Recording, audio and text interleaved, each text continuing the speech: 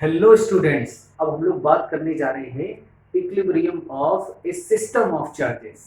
यानी कि कई सारे चार्जेस का एक सिस्टम हमें दे रखा है, उसके इक्विलिब्रियम की बात हो रही है। तो याद रखिएगा कि अगर कई सारे चार्जेस का एक सिस्टम हमें दे रखा हो तो उसमें हर चार्ज पर अगर एफ नेट की वैल्यू जीरो है, यानी नेट फोर्स की वैल्यू जीरो है, तो पूरा सिस्टम इक्विलिब्रियम में होगा। ठीक। if f net equal to 0 on every charge of system, then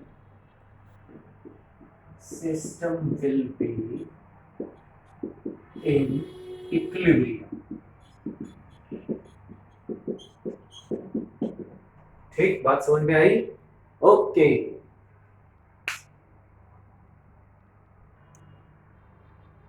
okay students, देखिएगा ये क्वेश्चन हमको दे रखा है। ये दो क्यू क्यू के चार्जेस आर डिस्टेंस पर हैं और उनके मिड पॉइंट पर एक स्मॉल क्यू का चार्ज रखा हुआ है।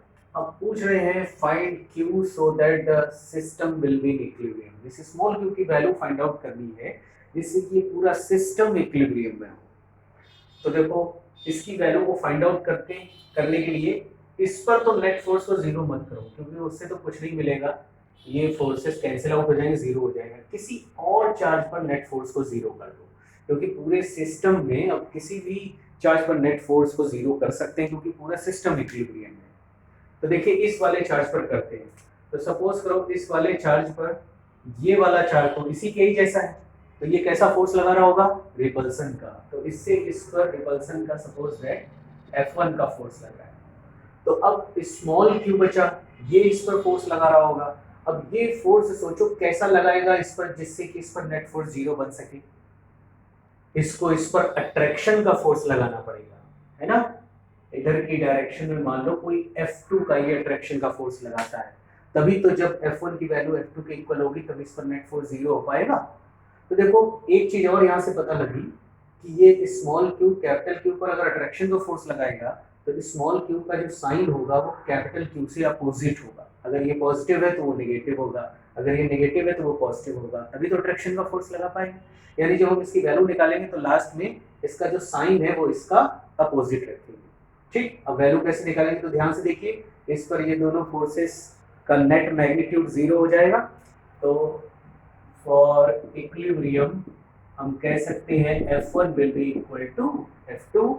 F1 की वैल्यू देखो क्या होगी, इससे इस पर लगने वाला फोर्स है कि Q Q upon R square, और F2 की वैल्यू क्या होगी? K Q Q upon R by 2 का स्क्वायर।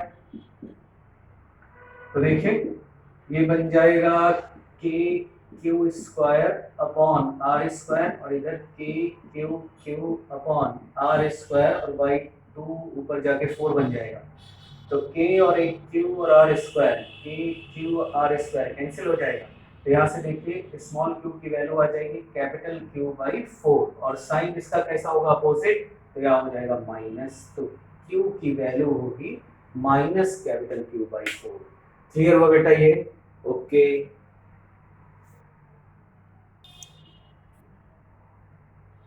हाँ भाई स्टूडेंट्स, ये देखिए नेक्स्ट क्वेश्चन हमें दे रखा है। कहते हैं 4Q और 9Q के चार्जेस 100 सेंटीमीटर की डिस्टेंस पर रखे हुए हैं, और पूछ रहे हैं कि इसमें Q0 की पोजीशन कहाँ पर होगी जहां पर उस पर नेट फोर्स जीरो होगा, यानी वो इक्विलिब्रियम में होगा। तो दोनों देखो पॉजिटिव पॉजिटिव चार्जेस हैं। सपोज कर लेते हैं कि यहाँ कहीं इक्विलिब्रियम मिलता है Q0 को रखने पर, और ये 4Q से x डिस्टेंस पर है और 9Q से ये 100 माइनस x की डिस्टेंस पर है। ठीक है, फिर से देखिए ये वाला चार्ज जिस पर F1 का फोर्स इधर, ये वाला चार्ज जिस पर F2 का फोर्स इधर। ठीक है, तो F1 की वैल्यू F2 के इक्वल हो जाएगी। ये हो जाएगा K 4Q into Q0 upon x square, and this will be equal to F2. F2 will be K 9Q into Q0 upon 100 minus x का square. K Q Q not, K Q Q not cancel हो जाएंगे, दोनों तरफ root ले लीजिए, तो 2/x equal to 3/100 minus x, cross multiply कर दीजिए, तो 200 minus 2x equal to 3x, तो 200 इक्वल टू 5x, तो x इक्वल टू 200/5, तो 40 सेंटीमीटर डिस्टेंस 4Q चार्ज से आ जाएगी। क्लियर हुआ बेटा ये? ओके।